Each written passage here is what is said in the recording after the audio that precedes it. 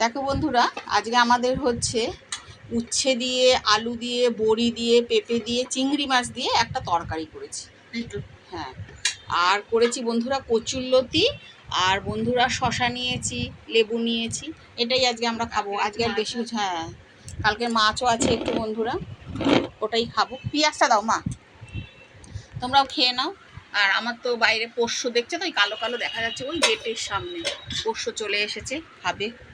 সবার আগে বন্ধুরা তেতো খাবে, তেতো খেতে হবে।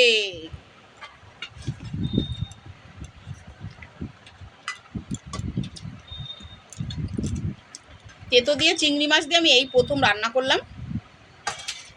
আমি তো আগে রান্না করতাম না, আমার মাই রান্না করতো।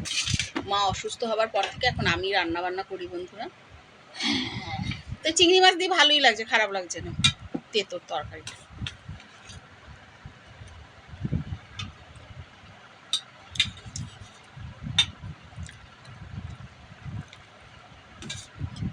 বেশ ভালো লাগছে।